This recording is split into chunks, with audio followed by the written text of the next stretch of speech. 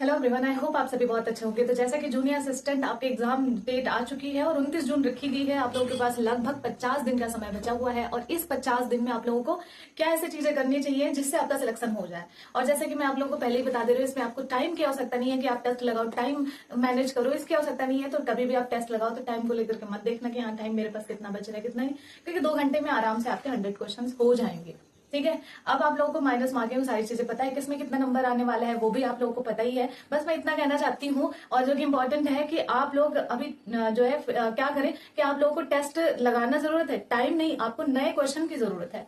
ठीक है। तो अभी आप लोग नए क्वेश्चन लगाओ और नए क्वेश्चन पर ध्यान दो कि नए क्वेश्चन आपको कैसे मिल सकते हैं। जैसे कि आपको पता है जो भी आपके इधर 10 एग्जाम हुए हैं ना, उनके प्रीवियस ईयर देखो, मतलब उन एग्जाम्स के क्वेश्चन देखो, उनका लेवल क्या था, उस हिसाब से आप अपनी पढ़ाई करो, उस हिसाब से चीजों को मैनेज करो। साथ ही साथ आप लोगों को मैं ये एक और बात कहना चाहती हूँ कि आप लोग जो है यूथ कंपटीशन की आपकी जो प्रीवियस ईयर पेपर है, जो कि वो भी 5-6 साल 10 साल के प्रीवियस ईयर देते हैं, उसको लगाओ। ठीक है। उसको लगाने से आपका ये होगा ना कि आपको क्वेश्चंस मिल जाएंगे, क्वेश्चन पैटर्न पता चल जाएंगे, ये सारी चीजें चल जाएंगी, तो आपको नए नए क्वेश्चन वहां से मिल जाएंगे। तो अभी आपको क्या करना है, रिवीजन करना है, जो कि बहुत इंपॉर्टेंट है। सिलेक्शन रिवीजन से ही होता है, टेस्ट से ही नहीं होता है, क्योंकि सबका आधा आधा रोल होता है। और उसके बाद आप जो है यूथ का पहले लगा लो, 10 दिन 15 दिन डिवाइड कर लो कि यूथ पूरा खत्म कर लेना है।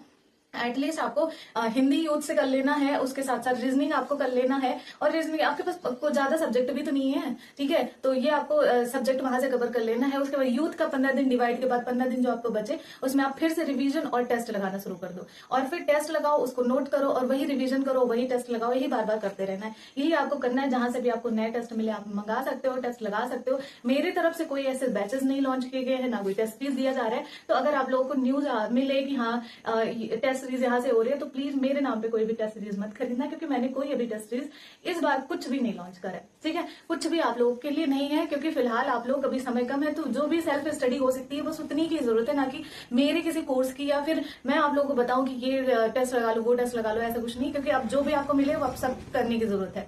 फिलहाल आपको आरओ का पेपर नहीं है, ना ये पीसीएस के पेपर है, जूनियर असिस्टेंट का पेपर है। इसमें आप लोगों को रिवीजन और नए क्वेश्चन की जरूरत है। ठीक है। तो कुछ इस तरह से 15-15 दिन में डिवाइड कर लो। अगर आप लोगों को चाहिए कि हाँ मैं किस तरह से डिवाइड करूं, कितने दिन क्या क्या पढ़ूं, यूथ कंपटीशन की किताब को लेकर के टारगेट जो दे, यूथ कंपटीशन की किताब को लेकर के मैं आप लोगों को डिवाइड करके बताऊं कि आप लोग कितने दिन में क्या क्या करें। जैसे कि मैंने अभी बताया ना कि 15 दिन में आप इसको खत्म करो, फिर ऐसे खत्म करो। जैसे कि मैं आपको एक आइडिया देती हूँ, जैसे 29 टॉपिक है, 25 टॉपिक के आसपास हिंदी में है, जो भी टॉपिक है। ठीक है। आप लोग को बेहतर पता है, क्योंकि मैंने जहां तक देखा था, मुझे अभी फिलहाल 25 टॉपिक याद आ रहे हैं। तो जो भी टॉपिक है एक आध एड ऑन करके, माइनस घटा करके, ठीक है। तो उस टॉपिक को एक एक दिन, मान लो कि आपका बेसिक बिल्कुल भी नहीं स्ट्रांग है, तो आप रिवीजन करो वो टॉपिक। उसके बाद हिंदी का मैं बात, मान लो कि आप ना व्याकरण जो है अपने रिवीजन किया, हिंदी साहित्य आपने रिवीजन किया, हिंदी साहित्य का यूथ से जाकर के क्वेश्चन लगा लो।